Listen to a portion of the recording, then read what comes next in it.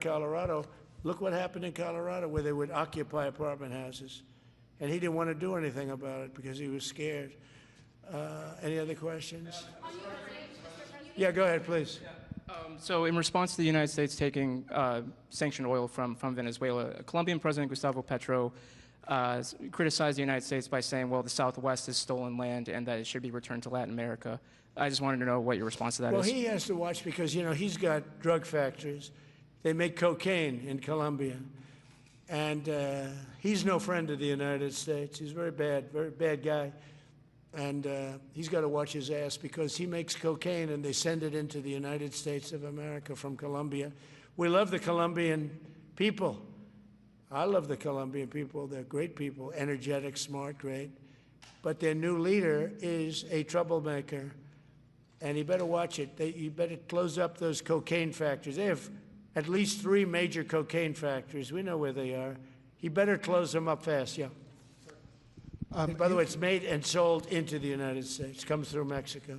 Thank you, sir. You've named Governor Landry to be new special envoy to Greenland. Yeah. How do you, what do you see that role entailing? And is it still your intention that Well, Greenland he called become me, part and of the you know, U.S.? he viewed Louisiana, the Louisiana Purchase. He said, "I'm governor of Louisiana," and he said, "I would love." I didn't call him; he called me. He's very proactive.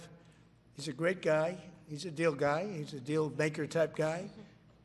And we need it for national protection. We need Greenland for national protection. They have a very small population. And I don't know, they say Denmark, but Denmark has spent no money. They have no military protection. If they say that Denmark was there 300 years ago or something with a boat, well, we were there with boats too, I'm sure. So we'll have to work it all out. But he felt very strongly, we need it for we need Greenland for national security. Not for minerals. We have so many sites for minerals and oil and everything. We have more oil than any other country in the world. We need Greenland for national security.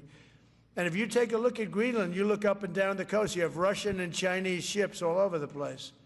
We need it for national security. We have to have it. And he wanted to lead the charge. So we're making him, Marco, today, a special envoy to Greenland. Greenland's a big deal. Yeah. Can you give an update on the talks that took place this past weekend, and could a trilateral discussion of sort be the next step for Ukrainian, U.S., and Russian delegations? So the talks in Ukraine, Russia are going along. They lost, as you know, 27,000 soldiers last month, mostly soldiers, some people, but some people in Kiev, etc., but mostly soldiers. And the talks are going along. And I say that, you know, there's tremendous hatred between these two leaders, between President Putin, President Zelensky, tremendous hatred, and I hope we can get it done. We are talking. Talks are going okay, but, you know, I've solved 8 wars, and Thailand is starting to ship up. You know, they started with Cambodia. They started up again, but I think, Marco, we have that in pretty good shape to have that stopped.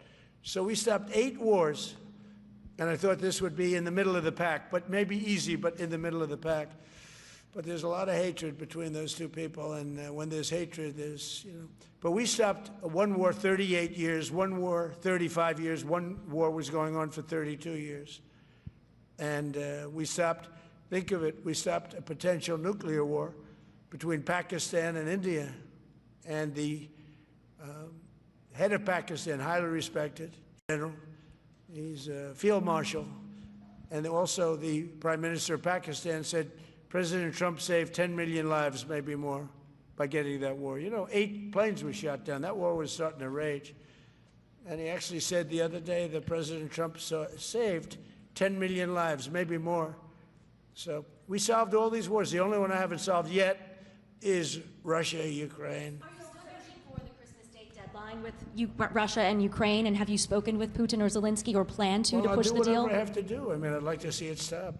Look, we don't lose any money on that war anymore. You know, Biden gave $350 billion, and who knows what happened to it. We now sell missiles, planes, all of the best military equipment. We sell it to NATO.